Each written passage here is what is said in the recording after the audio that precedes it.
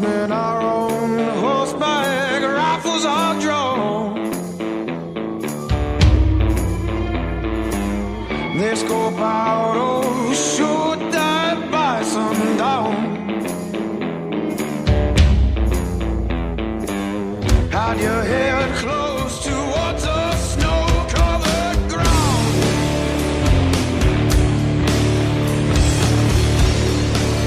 Passing out, oh, he's hiding there.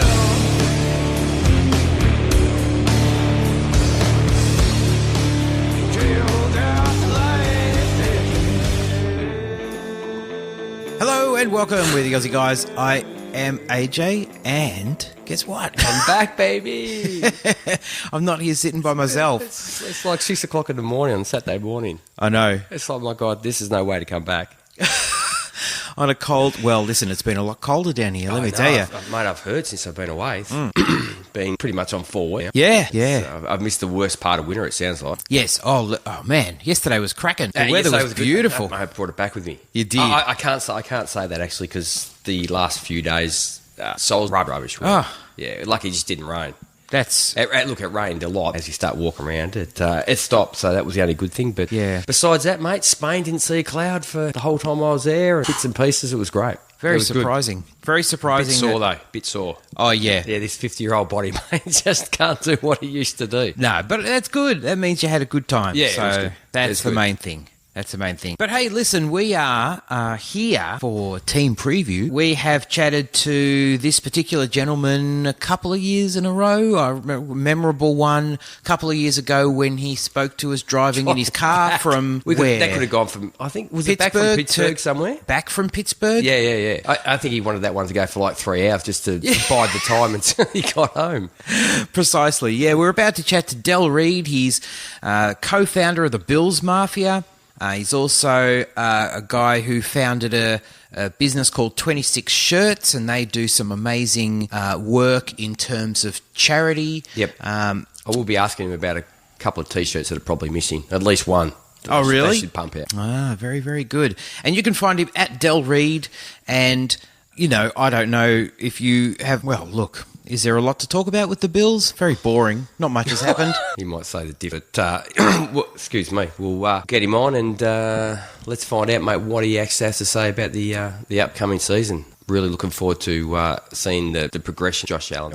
Yeah, absolutely. Well, listen, let's give him a call and get him on the line. Okay, we've got Del on the line now. A warm welcome, Del. Great to be chatting to you once again. Thanks for having me. This is like the 4th year or 5th year or maybe the 3rd year. I don't know. We've been doing this a while. It's always a pleasure. Oh, it's fantastic. We enjoy it a lot. And just before I hit recording here and in our intro, we were talking about the drive. So it's something that is in our memories for sure. Your commute in the car, and actually, the sound quality on that recording was surprisingly good, considering that we were talking to you, you know, over our sort of network, and then your via network, Skype and to your cell, and while you're in the car, a moving target, so to speak. Yeah, there's a lot of jumps there from, you know, I guess my voice to your ears, I suppose. Shout out to my Hunter. Hands-free mic. Oh, it performed admirably. Yeah. Now I've just arrived back from 3 weeks through Europe, and mate, I got on the autobahns there, and mate, you just sort of cruise along at about 150, 160 kilometres an hour. Just thinking back to that about 2 years ago. What does the Honda Civic get up to on the American autobahn version? What does it get up to? Well, I'm a law-abiding citizen, so I'd never go over 65 miles per hour. Would the Honda Civic do more than 65? It's miles. I'm a dumb American, so I don't even know how. I'll be honest with you. When you're driving a Honda Civic, it doesn't really invite you to just like. It's not like some kind of car where you feel like you have to open it up. Like I'm not driving a Mustang. Well, Mustangs are great until you have to go around a corner. What's that? Mustangs are good until you have to go around a corner. Yeah. Listen, I've never been well off enough one to really drive. Oh man. Now let's talk Bills, Del. And you know, our conversation last year was a bit different because the NFL was a little critical of the Josh Allen pick, for example. I won't say we were laughing, but sniggering. Perhaps we were sniggering, but it wasn't like you took him at number 6. I like Josh Allen. Like a certain New York team. What's that? I like Josh Allen. Yeah, well, yeah, I realise. He's doing better than the other Josh. Which Josh is that? Rosen. Oh, well, that's true. He certainly is doing better than the other Josh, who was more highly touted. More highly touted and certainly a higher draft cap. But, things started to move in the right direction. I mean, the Bills last year was 6-10, but Josh Allen, he started to kind of put some pieces together. So I'm interested in your opinion on that. But just in general... Can we just wait until we get to my questions about quarterbacks and all that? Yeah, okay. Because Dell's going to answer them all before we even get there. I'm going to have to scrub a whole page out. No problem. Well, listen, the 2018 Bills, Dell, what are your feelings in general and how do you think the season went? Well, obviously, 6-10 is never a very exciting season to go through. But having a rookie quarterback who showed a lot of development from the beginning of the season to the end of the season, I think most Bills fans at this point are very optimistic. And you would not know that they were coming off and see just the level of anticipation that everybody has going into Josh Allen after he came back from his injury. I think he was out 3 weeks, 4 weeks, something like that. It was 3 weeks. After coming back from his injury, it was like he was a different player. I'm not saying he came off like an all-pro or a world beater or anything like that, but it seemed that the game had slowed down for quite a bit. And so those 3 weeks off, I think he was even quoted as saying that it was a blessing in disguise. And so he was able to do a lot of film study without having the pressure of having to play that next Sunday, and it really seemed like a lot of development. So maybe I'm getting too far down that quarterback line of questioning or speaking about the quarterback. But in Buffalo right now, it absolutely is all about when you look at what the team has done in the offseason with the draft that they had. There's a lot of excitement. Absolutely. Listen, we will circle back around very shortly and talk about Josh Allen. But before we do that, let's talk a little bit about some of the ins and outs. And there were a lot of ins and not many outs, really. Like, not many notable ones, I should say. Not many guys that left the building that were sort of big, wow. But additions that came in. So let's see, Frank Gore into the building. John, don't laugh at me. I'm just listing them off, G. A veteran presence in the locker room, which is, certainly very true. Couldn't argue with me there.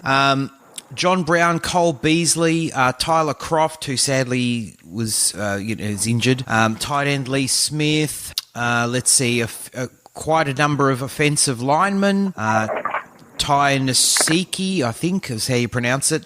Adrian Waddle. I knew I was going to butcher that. So you know. Yeah. No, it's fine. It's fine. You did a good job. You did better than I did. Oh, thank you. John Feliciano, Quinton Spain, Mitch Moore, Spencer Long. Feliciano, I got to write that down. I got a question, so that's how to pronounce it. Linebacker Eli Harold, Kevin Johnson, EJ Gaines in the defensive backfield, Maurice Alexander, and kicker Andre Did you say Roberts. Quinton Spain? Yes, I did say Quentin Spain. Okay. Yeah. You've got him on your thing. Yeah. So a lot of additions, and the thing that I like about some of these names too, Del, I'm interested to get your thoughts, is that they're not necessarily the high-priced ones. It's kind of, let's go shopping for value.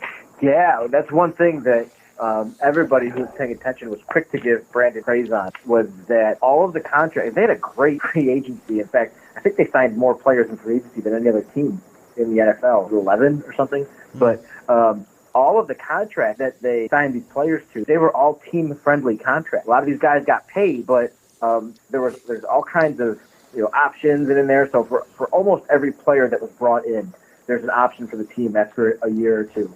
So there's no possibilities with this round of free agency with any kind of albatross around the neck for the Bills.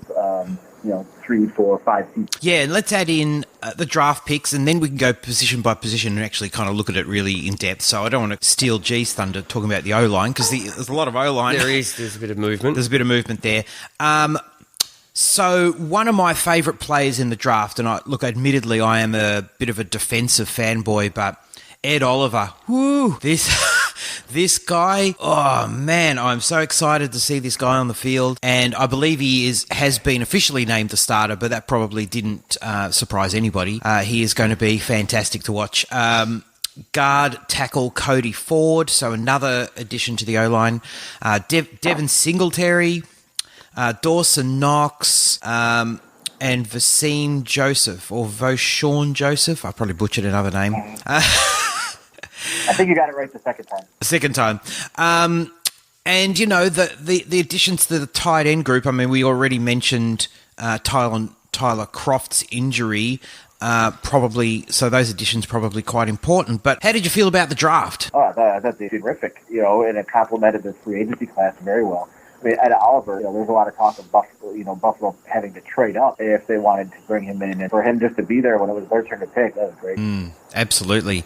Well, listen, let's turn our attention to the offense, G. Do you want to start talking? Yeah, go for it. Yeah, for sure. So we'll start. We usually start, you know, with the O-line because they're the one who are going to protect, obviously, your quarterback. So we'll go with those, like the front line sort of guys. Look, I've been listening to a lot of history pods. I just finished listening to one about the First World War and, you know, dug in the trenches and, you know, what was involved in that. And these are the guys that really sort of, those sort of guys are the first over the top. So you had the departure of Jordan Mills, John Miller, and Ryan. Is it Groy? Is that how you pronounce his last name? Mm-hmm. Groy. That's right. So who combined last year for a total of 2,428 snaps. So that's a fair bit to lose out the building. You drafted Cody Ford in the second. You go and pick up from the Titans in Quinton Spain. Kansas, Mitch Moore center, which is, I think he was ranked around about set number 15, I think, on Pro Football. Is it Pro Football Focus? Yeah. So that's a great addition. And John Feliciano, is that right?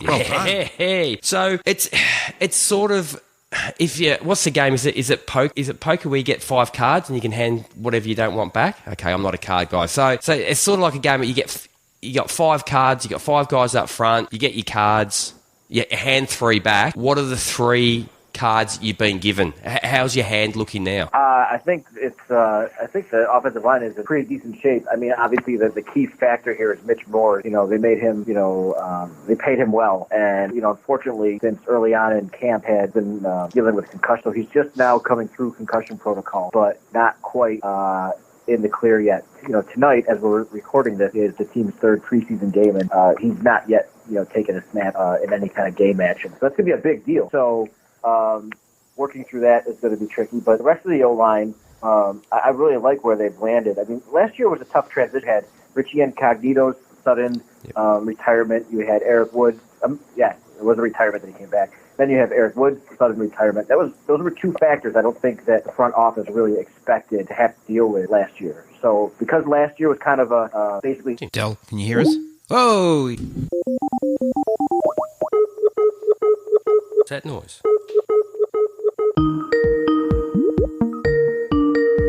Did I lose you guys? Yeah, you just dropped out. Man, I just had a great little speech for you there, too. What the heck? Mate, it's probably the most intelligent thing that you've said there in the 4 or 5 years you've been on, mate, and we just didn't get it. How's that? It's always the way, isn't it? You're not kidding. That's not a stretch to say that. All right, mate. So you want to just pick it up from the O-line, mate, and try to remember what you said and bring it with the same sort of spirit. Sure. If you could back it up. Yeah. All right, I'll buck up. Let's do this again. Come on. So you asked me what the 3 cards that we've been dealt with. Yeah. So, yeah. I'll just start from there. So I think that the offensive line is going to be in better shape than it was in 2018. Brandon Beane, the rest of the Bills front office, didn't really expect Richie Incognito and Eric Wood to exit the team via retirement like they did. So not having to deal with any surprises like that, and instead being able to shape it themselves this year was good, with a little bit more planning than just being kind of put on the spot. And all in all, I mean, the Bills had to get out of some salary cap jail, basically, with some of the contracts that they traded away with Sammy Watkins and, just getting out from under those contracts. So having a little bit more flexibility, I think, helped them this year in terms of their signings and stuff, but having to deal with that last year. It was kind of good timing, all in all, because they're kind of under the gun 2018, so having to deal with those offensive line issues was kind of a problem. But if you're going to do it, just take your lumps all at once. So this year, that Cody Ford having been drafted, in the second round. He was projected as a first-rounder. And just some of these signings with Spain and Inseki, and you mentioned Feliciano as well, too. It's great. Hopefully, Mitch Morris is going to be on the mend. He suffered a concussion early on in training camp and working his way through the protocol now. As we're recording this, it's the team's third preseason game tonight, and he's not going to be taking any snaps. So he's going to be going into the season pretty much cold turkey, assuming he's out of the concussion protocol in a week and a half or whatever it is. So that's something to keep an eye on. But overall, I think the Bills' offensive line is in better shape. Has he had any, Mitch Moore said, has he had any sort of training camp time with Josh Allen? Because it's so important, isn't it, the center, the quarterback relationship? Yeah, it is, and he's not had a lot. I mean, this was an injury that occurred very early on in training, so that's going to be something to keep an eye on. So what was it? Was it a big knock to the head, or is it accumulation of a few? How exactly? Yeah, well, it definitely he took some hit in camp that resulted in a concussion. And my understanding is that this is his third or fourth concussion in his professional career, so that's not a good sign. No. And obviously, when you're in his position, you got to make choices that are these are long-term effects from your choices. You have to make wise choices in that respect. So, but it seems like he's going to be good to go, is what all signs indicate. But he's going to be heading into week one without a lot of time with Josh. Yeah, and look, and outside of the Bills talk with the whole concussion thing, there's like Jordan Reid again. Suffered another one. So, there's going to be guys this year probably going to suffer them, and you might see a few guys starting having to make decisions about the long-term future. Mm-hmm. Yeah, and, just as a fellow human, you don't want anybody having to deal with stuff long-term. Like, it's just a game. It's just entertainment at the end of the day. Oh, exactly. High-paid entertainment. Yeah, totally. Yeah, and you want to be able to cheer these guys on, with a clean contract. Exactly. So let's go to the quarterback then, and we spoke really briefly at the start just about Josh Allen. Goes into his second year, and look, he was a rookie, so we saw the ups, we saw the downs. I wrote down he pretty much up, down, turn around, pick a bale of cotton sort of type of year, wasn't it? So. This year he had Jim Kelly was already excited when they drafted him, before they drafted him, and he's more excited about him coming into this year. So that's it might be a bit of a homer comment from Jim Kelly, but he's allowed that from everything that he's been through there. So where do you think the improvements will come with Josh Allen this year? Like, we know we've seen the arm talent, mate. That's some of the throws he made last year. Dell was just incredible, and everybody talks about Patrick Mahomes and what he did last year, but I think people forget that, mate, Josh Allen actually, I think, can throw the same level of ball. Maybe the accuracy obviously still needs a bit of work, but mate, the balls get there a lot quicker than geez, I reckon any quarterback that I've ever seen. Some of the throws he made last year between defenders that didn't even have time to even put their hand up and the ball was passed into a receiver. Where does he need to work at? What do you think will be improved this going into 2019 season? Del, are you there? Did we lose you again? We didn't lose him again. We did, didn't we? No. It says. Hold on. You're right. Oh, you're right. Can you hear me now? Yeah. Good, mate. Did you hear my question? All right. Were you asking about Josh Allen? What we can expect to see this coming season? Yeah. Yes. Yeah. Yeah. Okay. Cool. So I'll start over from there. Sorry for all the bumps in the road here. I'm not sure problem. what's going on with my connection. That's all right. So, I think we can expect to see a lot more responsibility placed in Josh Allen's lap from the offensive coordinator, Brian Dable. That seems to be the running theme that I've heard, just in quotes from the different offensive players around him, is that Josh is tasked with identifying a lot more of what the defense is giving him, and communicating that back to the rest of the offense. I think it was Feliciano, who was with the Raiders last year, was quoted at one point how when he was with the Raiders, it was the center's responsibility to know a lot more of what was going on in terms of the play calling and protections and all that. And with this offense, a lot more responsibility is on the quarterback. So that just goes to show you that, the level of trust that this coaching staff has in the second-year quarterback. So it's exciting to see. I mean, Josh Allen is doing everything right off the field. He's become a huge, proponent of Buffalo, and he says all the right things. And he's, all those stories that you heard after a guy was drafted or after a free agent was signed, how he was the first one to call them. He's doing everything right in that respect, in the leadership angle. So now he just has to, throw good passes. Yeah, that's a great thing. Like, everybody goes, well, that's off-field stuff. It's not really helping the team, like, with wins and losses. But it sort of does, doesn't it? Because it just, as a quarterback, you could very easily sort of just, it's about me sort of, thought process. And it looks like he's sort of, crossing all the T's and dotting all the I's.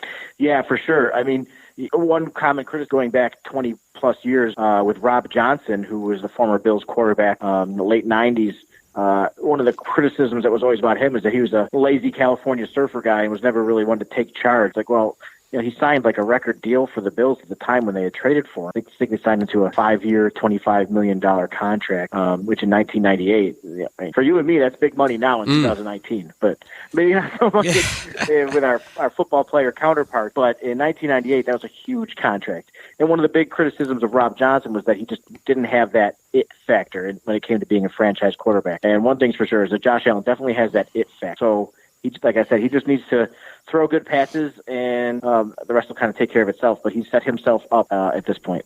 Mate, how good was it for being a Bills fan when you did over the Jags last year after everything that Ramsey shot his mouth off? Was it pre-season last year when he fired bullets from the hip at like a stack of guys, and Josh Allen being one of them? Yeah, it was a lot of fun to win that game. It was a lot of fun, and I don't know if you ever saw it. If you didn't, Google it. Look for their questions to Ramsey after the game in the locker. He definitely had a strong helping of humble pie, and so it was really it was fun to watch that. It was very gratifying to watch those questions fired at him and just to see his replies, and it was good. The Jags had beat the Bills in the playoffs the year before, so it was nice to get a little bit of revenge. Of course, it wasn't quite the same level. The stakes weren't quite as high, but anytime you can get a win over something like that, it's good. Oh, most definitely. Mate, I got enjoyment out of it because I'm not into guys that shoot their mouths off like that and pot other players about their talents and whatnot. So even from a Falcons fan, mate, it was great to see the Bills. Because I like Josh Allen too, so that was good to see. So okay, mate, we'll move across to the running back, and it's just like. Yeah, we have at the top of my list. I've got LaShawn McCoy plus Frank Gore have a combined age of 67. I haven't written down how good they are. Sorry? I was like, Frank Gore, you would never know his age just seeing how he plays even to this day, man. That dude is running hard. I think his son is going to the University of Miami. His son's going into college ball now. He's still playing professional. That's crazy. Wow, that is. Is there any chance he can hang out for 3 more years, you reckon, and maybe play on the same team as his son? Because I know there's talk on the other side of the round ball sort of game with the basketball. There's a bit of talk between I'm trying to think of his name. I think played for the Cavs. Now is it the LeBron James and his son. Like his son's going. He's meant to be like a very good high school basketball player. There's maybe a chance that he's trying to hold out until they can play on the same team. There might be a chance for Frank Gore to do that. You reckon the Bills will keep him around for about another 3?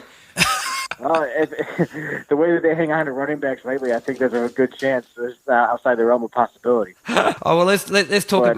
We'll get into LaShawn McCoy, Frank Gore. You can discuss them all. You drafted. Devin Singletary in the 3rd round, and mate, he's looked good in pre-season, especially catching balls out of the backfield. You bring across TJ Yeldon. I think they split the 2 naughty boys up and just got rid of him out of the building, didn't they? Away from Leonard Fournette. Yeah, you got those 2 kids that sit down in the back of the class and just disturb everybody else. So it's better to break them up, and that's what the Jags have done. So look, and there's a few other guys behind them, but they're probably the 4 guys that we'll focus on. So like, are they all going to make the roster? Are you going to go in the season with 4 backs? 4 sort of main sort of guys that can carry the ball. Well, I think McCoy and Gore are shoo-ins, as is Devin Singletary. It'll be interesting to see if they keep a 4th running back, because don't forget they have Patrick DeMarco on fullback. Yep. And I don't think he's going anywhere. So if they were to keep a 4th running back, I don't think it's TJ Yeldon at this point, to be honest with you. Just based on his performance in camp and in preseason games, I think you have a much better chance of it being Sonoris Perry, who is a young guy they brought in undrafted. I think he's the undrafted free agent. He's a rookie, and it's kind of weird seeing him play because he wears number 32, and the Bills haven't had somebody wear that jersey since the O.J. Simpson days. So to this day, I mean, just watching these preseason games, seeing a number 32 running the ball on the field for ball is really weird. Doesn't wear a glove, does he? There's a really good chance. What's that? Doesn't wear gloves, does he? I'll tell you what, man, he has got just some killer talent. So that joke fell flat. Sorry. That's okay. Yeah, that's all right. Oh, yes, I get it. Sorry. He's got some killer talent. The penny dropped. Yeah, mate. We are. Yeah, come on. It's just gone 6 o'clock in the morning. It's 6:30. So just. Yeah, no, it's fine. It's fine. No, but seeing number 32 running for Buffalo is really weird. But I think there's a good chance that'll continue on into the season. We thought you dropped out again. It's just like. But no, you're waiting for the penny to drop. These bloody Australians, mate, they are so slow. No wonder G wants to move to bloody Tennessee up in the hills somewhere. He wouldn't be able to communicate with the normal general population.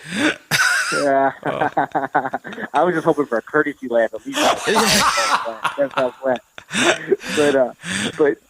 But yeah, so that's the running back situation. There was a part of me that wondered if LaShawn McCoy was eventually going to get moved, traded or whatever, but I don't think that's happening now. I'm not saying I was necessarily cheering for it, but when they signed Frank Gore, it's like, well, how many 30-plus-year-old backs do you need? So I guess the answer is 2. So we'll see kind of where it goes from there. But I think in the near future, I think Singletary is going to be the guy here in Buffalo. These guys have shown so much talent, and it's really exciting to watch him play. Now, with McCoy, you look at it was about 14 games. I think I had him down for last year, if that's right, and 161 carries. Only 514 yards, only carried 3.2 yards a carry, and only 3 TDs. It's sort of like, mate, I reckon if his name wasn't Sean McCoy, he'd be in trouble, wouldn't he? Yeah, quite possibly. I mean, it is weird with him because, like I said, when I said I was wondering if he was going to get moved, and I wasn't sure if it was even something I wanted to see happen, but it's really weird because the offensive line in rough shape last year. Yeah. And so you don't know, based on that stat line, was that a product of the offensive line in front of him? Was he losing a step? Is it both? You just don't know. So it seems very often he'd get the ball, and before he even got to the line, there's somebody at the back. So I think that it's going to be interesting to see this year how he plays. But if in the first few games he's not making a huge difference, and if the offensive line is as improved as we're expecting it to be, then it's going to be really interesting to see what the Bills do in that regard. I was going to mention you have the Adrian mentioned in the lead up when we did the opening before you got on was the fact that you get the 26 T-shirts company going, which is great. And I was on there actually this morning to see if there was a Zimmer frame running back one for this season. There's nothing out there, mate. I'm helping you. I'm helping you with some product. Getting it out there. Yeah, I'm taking notes as we speak. So I don't know, something to do with Age Home or, maybe the Grey Army or I have no idea. Yeah. There's no shortage of ideas, right? No shortage of ideas. That's true. How's it all going with the 26 T-shirts before we move on, mate? Oh, it's going great. Yep. It's going great. In fact, we've had a lot of cool opportunities this year. We've had players actually reach out to us a couple times, so we're actually handling Deion Dawkins' own personal line of shirts and hats with the Bills' left tackle. So that's really cool. He reached out to us, and we were happy to work with him and do some design work. And so now, if you go to if you're looking for his personal gear, you end up on our website, and we worked it out with him. We're fulfilling it and setting it out for him. So it's really cool. And we've just had the opportunity to work with several other players as well too. Just in terms of modeling the shirts and working with them on some of their causes. So it's really cool. Oh, that's excellent. Nice. That's really good, mate. That's great. All right, we'll move on to the wide receiver. I want to talk about the Bills Mafia too. I was just looking up some YouTube stuff before we came on. It's just, it's just. But we'll get to that. We'll get to that at the end. Okay, so you got the wide receiver room, and then this is a room that's full. This is standing room only at the moment, isn't it? In the locker room for the wide receivers. You get John Brown via Arizona, via Baltimore. And hopefully he doesn't have a sniffle or a cold or an ingrown toenail, or because he's not hopping on the field, mate, unless he's 100% right. And he has. Hopefully they can sort of whip that out of him. You have Zay Jones goes into his third year for Zay Jones. Yeah, coming on to his third year. You got Robert Foster that showed at the end of the year after having a rocket fired up his butt by his teammates that, mate, dude, you got to work harder if you want to make it in here. And the best thing is about someone like that is he took it on board. It wasn't mate, I don't need it. I'm fast. I can catch a football. I know what I'm doing. He took it all on board, and he really improved, especially probably in the last quarter of the season.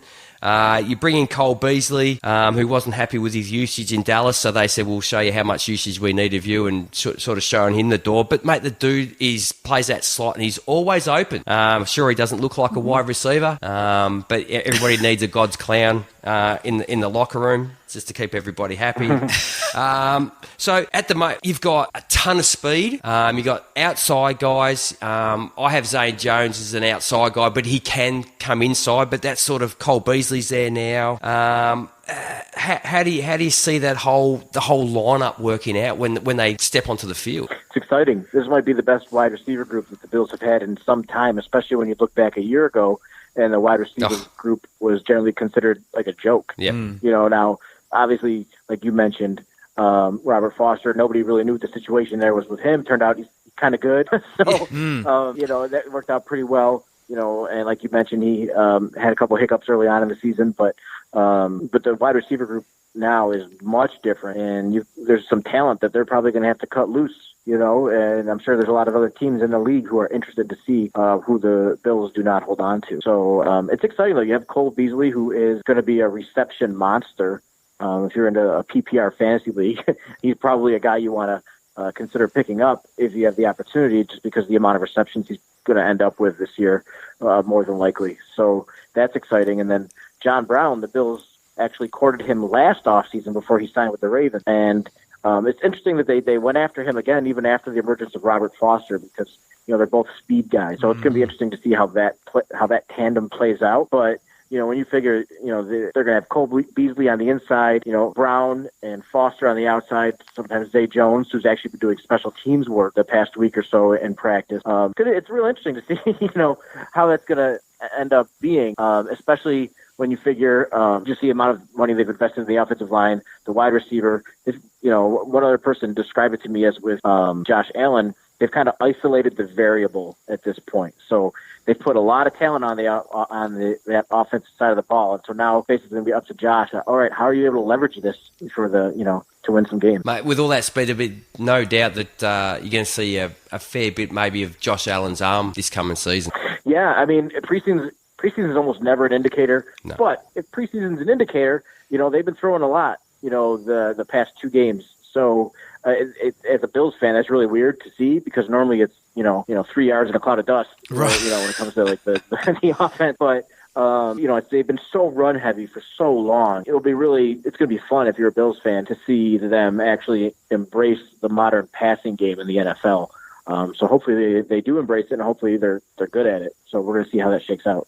Yeah, which works out better for your run game, doesn't it? Because when you have guys like that and they can all catch the football and they're all speed, it just draws the safeties. They just can't step up in the box and crowd Shady or Frank Gore. He might get an extra yard now. Old Frank, as he drags one of the dinged up gummy legs behind him at that age. But no, which really does help the whole part of your game, doesn't it? The offensive game. Oh, yeah, it keeps the defense honest. Yep. If they're able to easily put 8 men in the box, play after play, I mean, it doesn't really do much for your run game. So if you're able to, like you said, pull those safeties back, and even keep the linebackers a little bit, more nervous about what's going on, that's going to be a much different scenario for the run game. Exactly. Now, the last position we'll get to is obviously his tight end, and I don't know. Is it something about the Bills that they just can't find one? Like they get Tyler Croft comes across from Cincinnati, and look, he was an okay fill-in with Tyler Eifert out, but he's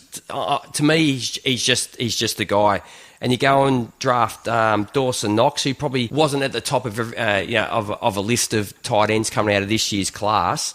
You get him in the third out of Ole Miss. How do you feel that position? Because that could be a position that could really help the Bills, I think, more than probably any other on the offense. Anyway. Yeah, you're not kidding. They cut Charles Clay loose, and he had not really ever really quite performed to the contract that he had been signed to, or that people were hoping. That was a good contract too. He got. He's pretty happy. Yeah, he did all right. Family's going to eat for a while. Yeah. The contract, but the one name you didn't mention was Tommy Sweeney, who was a 7th round pick out of Boston College. Mate. We all have fantasy dynasty teams. Tommy Sweeney. Yeah. So, like you mentioned, Croft's been banged up. Dawson Knox has been banged up as well.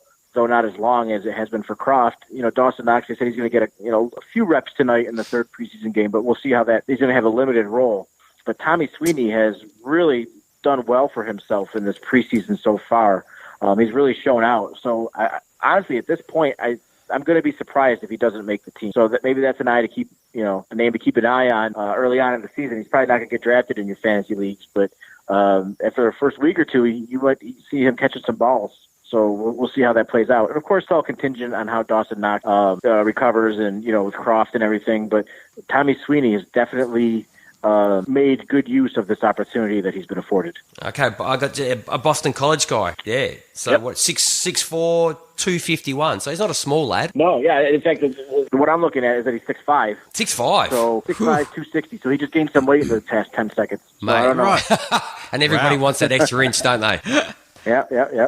For sure. So, yeah, I don't know who recorded what settings, but yeah, so it's going to be really interesting to see how it plays out. It's kind of exciting. And, as fans, too, you get used to these names. Then you see these other names show up during the preseason. It's always fun to root for them and see, how they do once they've shown a little bit. You're like, all right, you got my attention. Now what else can you do? So it's going to be fun to see what happens with him. Mate, hence why when you watch the preseason games, you sort of... Look, I must admit, there are some where you sort of turn it off in the last quarter because, but this is, after half-time or, after the one sort of leave, this is really where you start finding and you start looking really closely to see what else is sort of just... It might be bubbling just underneath the surface that, no one ever thought that someone was going to be anybody. Yeah, it is, funny because you see names of like, oh, I haven't heard that guy's name in years, or like, I've never heard of this guy. Yep. You look him up and you're like, oh, he had a pretty good college showing. I wonder why he fell that low. You know what I mean? Stuff like that. So it's always fun to see. And there's, every team every year has some player you never heard of who's undrafted or a late pick make the team.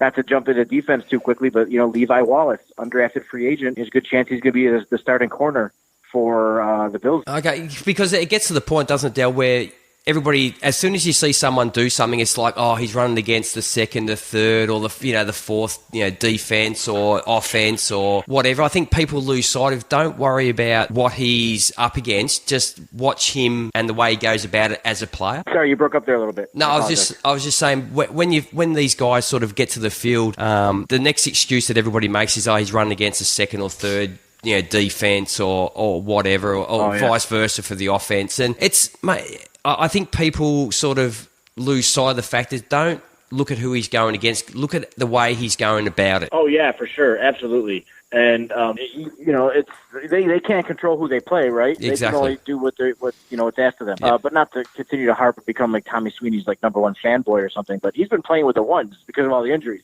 And he's still been showing out. Yep. So that's what's kind of interesting in that respect. But to your point, the players can't control who they're up against, and, we always, NFL fans always make fun of the fourth preseason game or guys who are playing in the fourth quarter of the fourth preseason game. But, like, this is, they're playing for, like, their careers at that point, So I always find it interesting. It can be dull sometimes, but if you can find, there's certain gems in there, things that are, fun to keep track of everything. And when you figure out what's really motivating these guys, it kind of keeps your attention. Yeah, well, they're not just... They're playing for basically the livelihood, and I think people forget that because, like you said, it's a third, fourth quarter of the fourth game. But to these guys, mate, this is putting everything on the line here and now. Yeah, for sure. Yeah, it's like, for us, it's like, oh, now it's time to go to the bathroom, or now it's time to switch the channel. But this guy's like, this is my life. Yeah, exactly. It's what I've worked for and dreamt of since I was, running around in, was it, Pee Wee football? Mm-hmm. Yeah, for sure. Yeah, it's a culmination. So not to get too dramatic, but it's a big deal.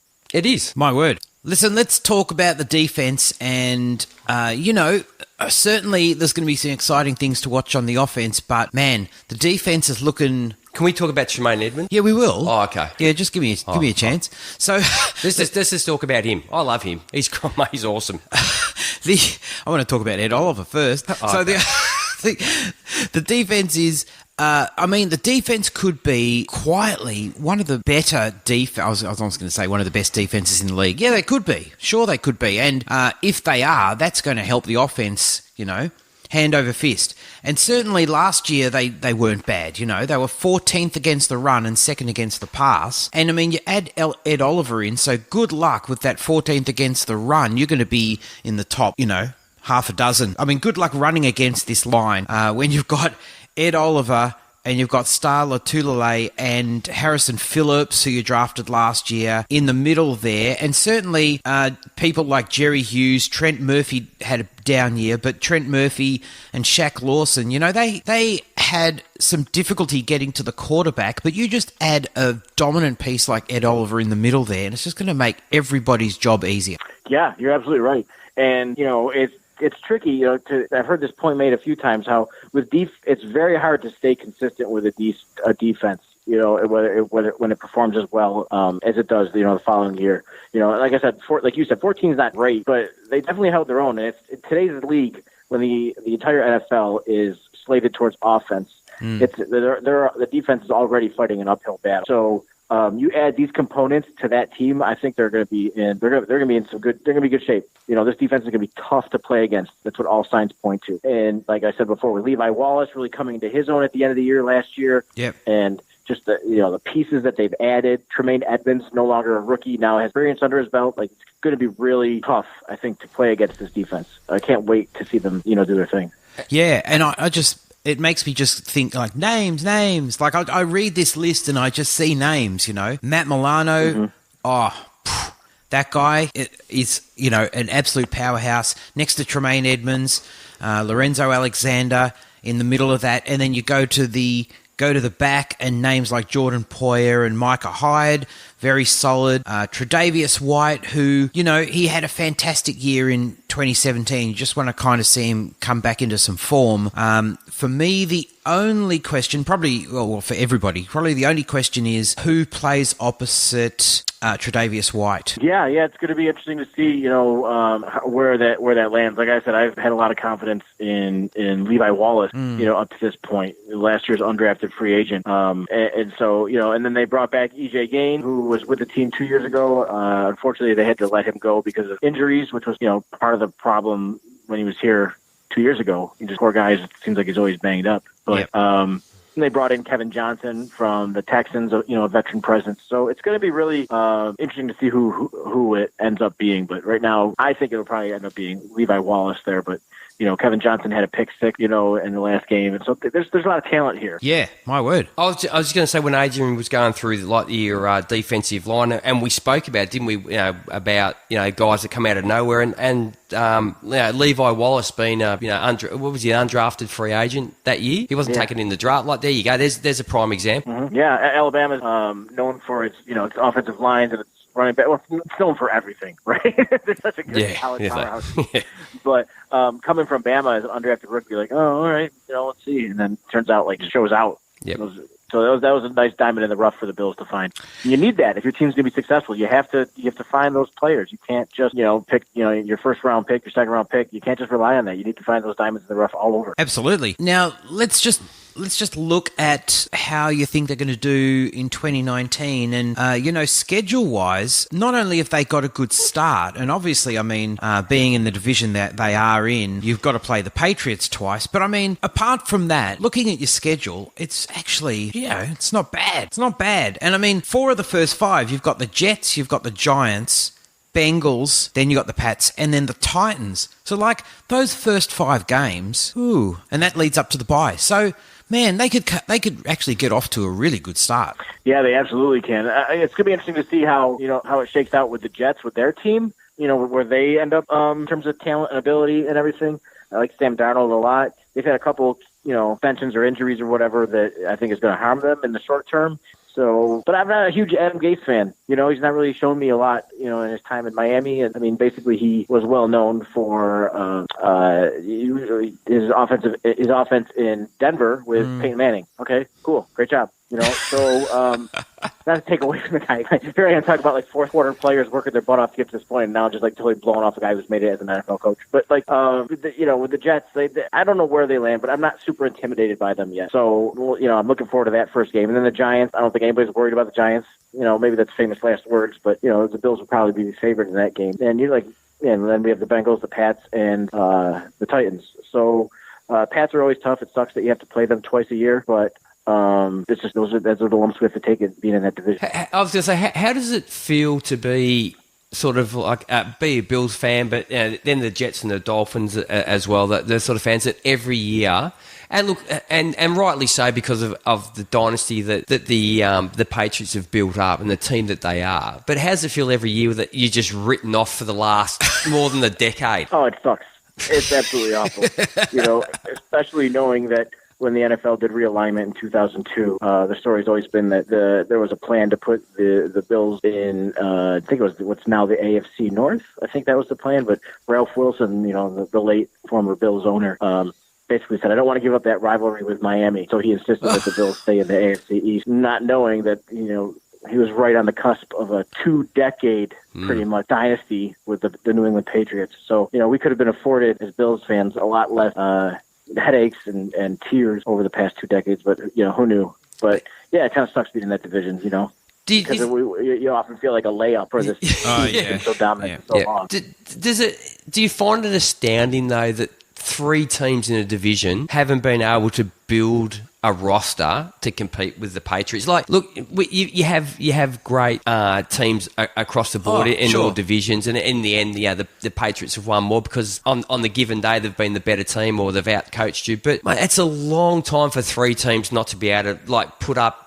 You're sort of the rope-a-dope, but you're not. But you're more the dope than the rope part, if you know what I mean.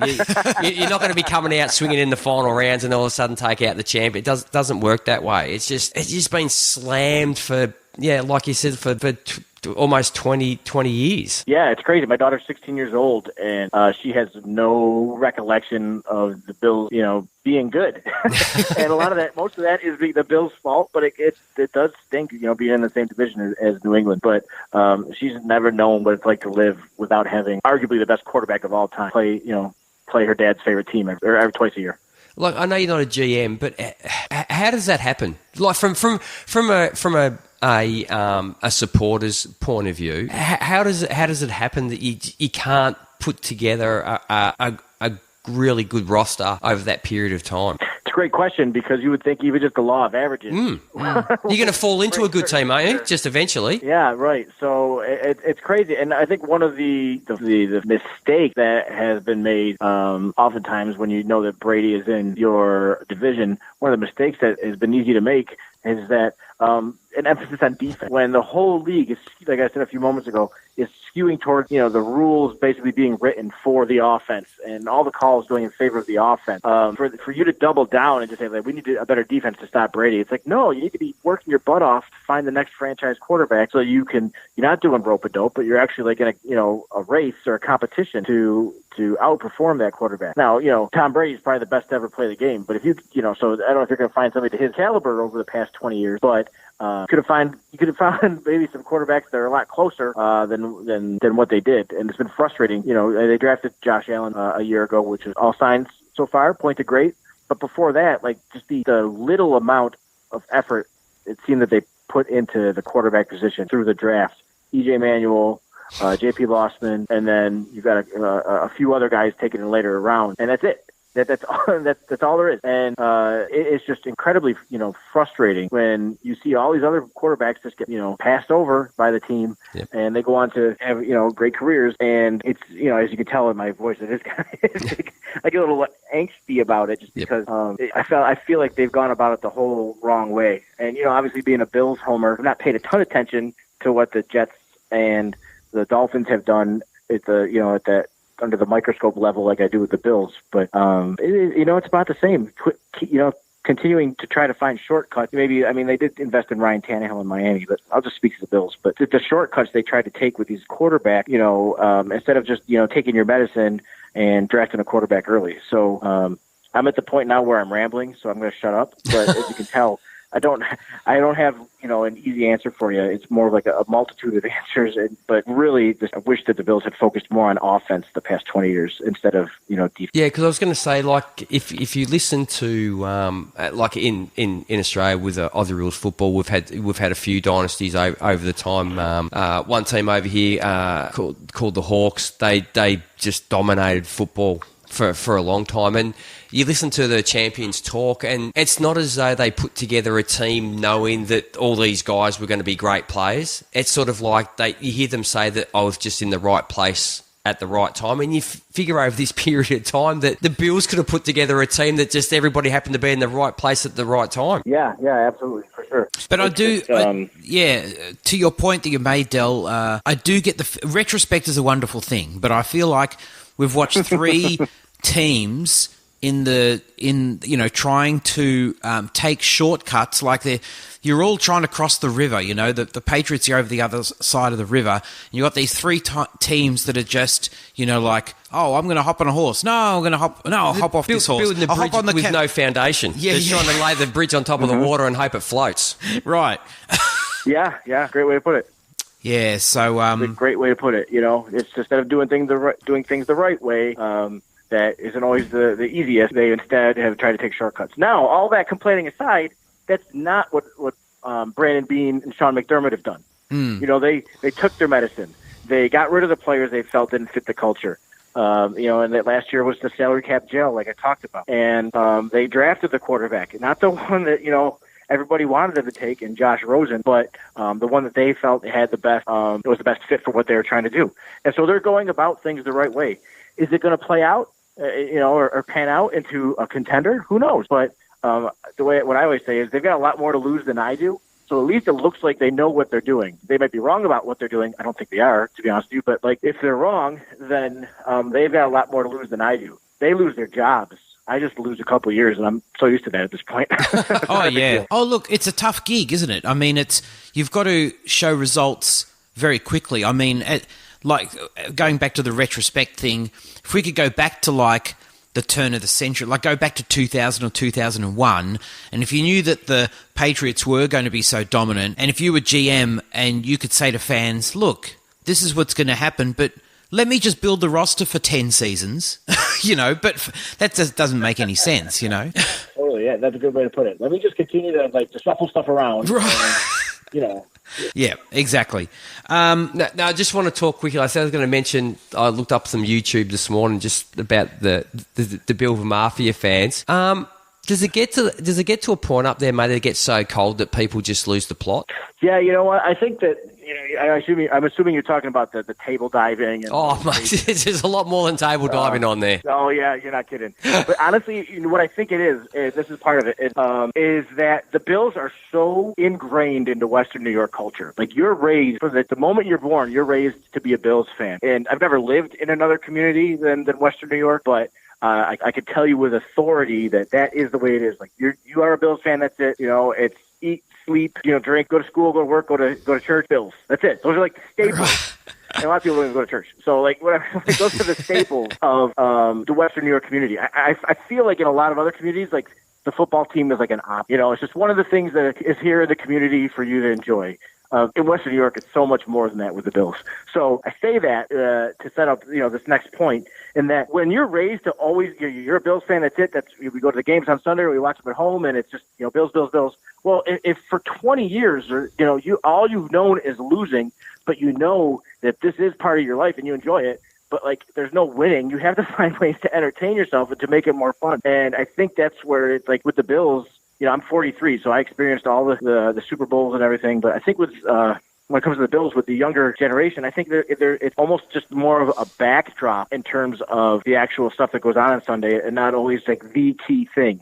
I don't know if that makes sense. And I'm not going to pretend to say I know exactly what's going on in people's heads, and I don't want to speak for anybody, but I feel like that's been part of the catalyst. Bills fans have always tailgated hard, but I think it's been taken to this next level, just because of there's been no winning, real winning. So the focus has always been on the Bills, but not always about what's on the field. More of the experience of going to the games and stuff. I don't know if that makes sense or not, but that's my take on it.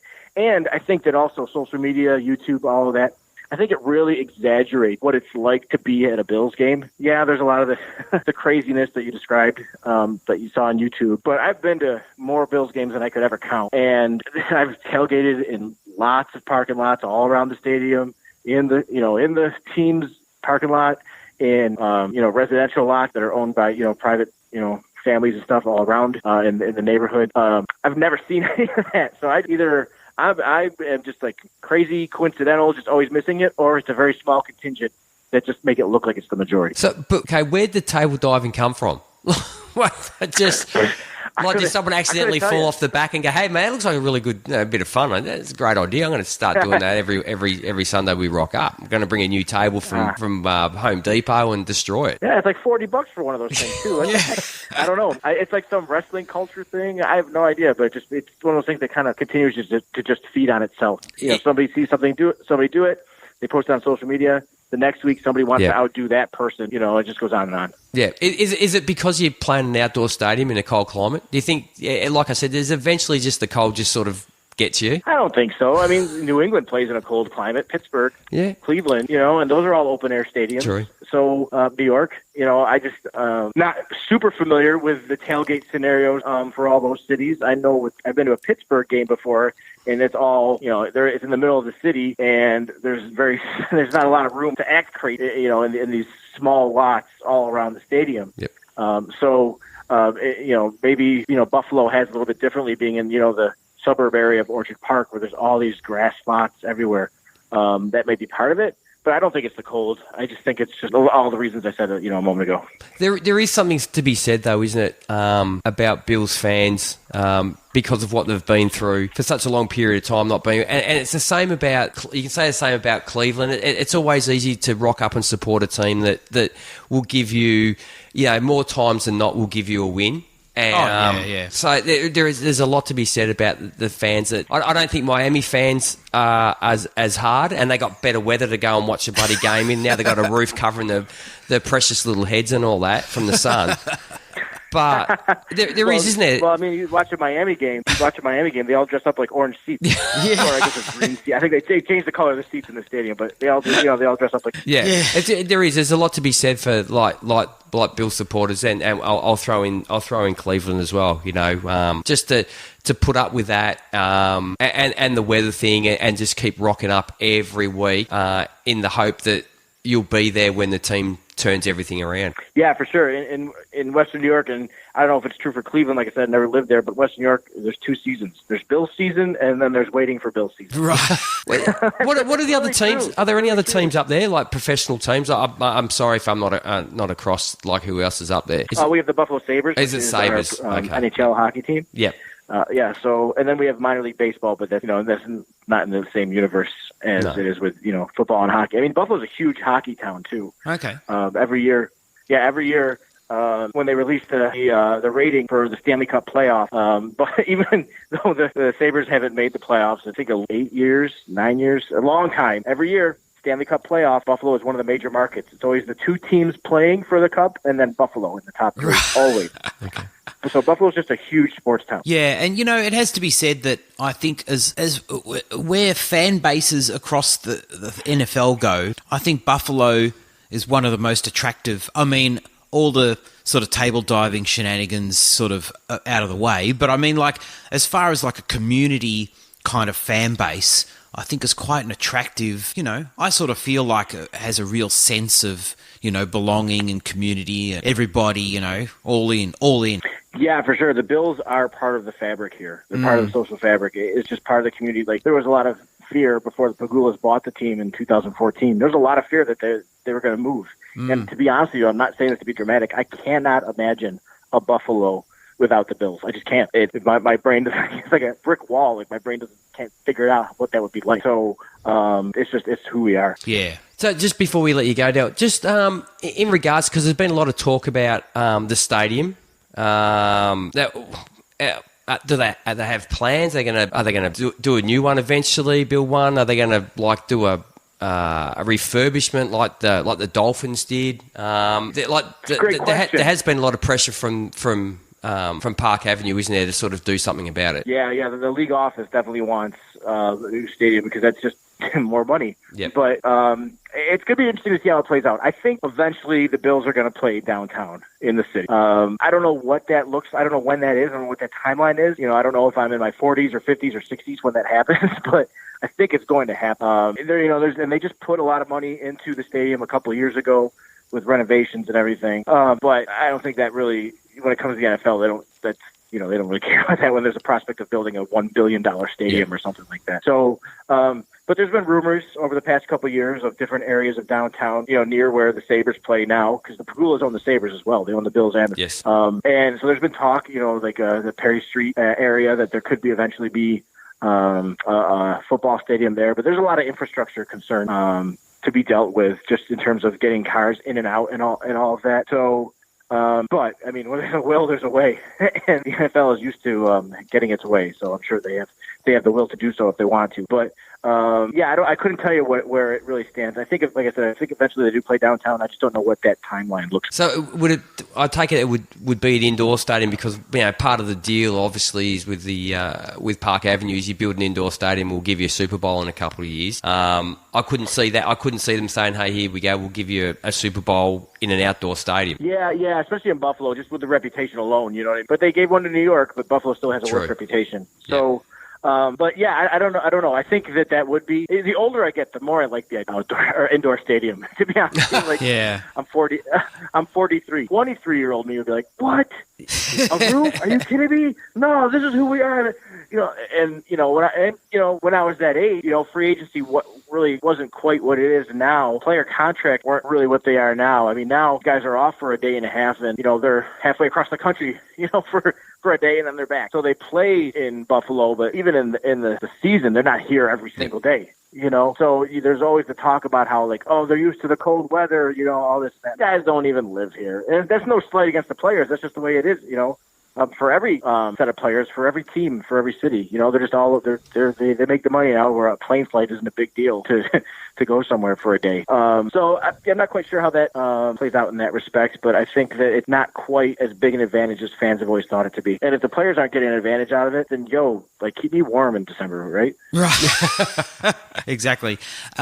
Del, one thing I've been asking people just to round things out is, if we were to fast forward 12 months, so let's just go to the pre-2020 season, looking back at this season, what do you think the main headline will be? I think that national media is going to say we were wrong about Josh, because if you pay attention to what all these different pundits say, all these experts, at this point now, I feel like they are looking for reasons to justify why they thought it was a bad pick. Right. And I'm going to come off like a homer, but I don't care. I really do think that Bean and McDermott knew what they were doing when they drafted him. I didn't when they drafted him. I did not think that when they drafted him. All I had heard was inaccurate. He played in the Mountain West Conference, all that stuff. But having seen him play now for this past season, having seen him, all through the off season, preseason, all of that, I think he is progressing. And I think that it's going to, I think that a lot of experts, quote unquote, are going to have to eat their words. Nice. Let's hope so. Definitely. Yeah, for sure. Yeah. I hope him and another little quarterback playing out of New York. There's a lot of people out there, mate, that have to eat their words, and I can guarantee you, mate, they won't. They'll just brush it aside as though nothing was ever said. But he's having quite a good preseason, Mr. Daniel Jones. Yes. Ooh. So let's hope on both of those fronts, mate. A lot of people are man enough to stand up and say they were wrong. My word. Yeah. That'll be a first, but Got to start somewhere. Del, it's always a pleasure, my friend. You are a champion for coming on and, coming on the first time and then agreeing to come on a second time. That's fantastic, and we appreciate it very, very much. People can follow you. Go ahead, sorry, you go. I was saying, I love talking to you guys. I really enjoy, coming out with you guys and talking about it and everything. And I actually look forward to this conversation every year.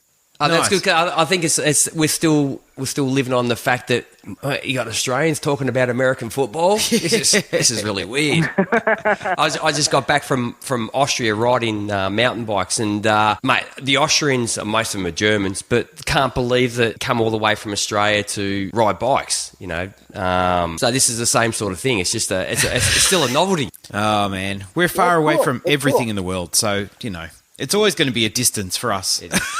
Yeah, right. Everyone's fun. Oh. Yeah, but it's cool. People always love to see you guys, right? It's like, oh, you came from Australia. That's awesome.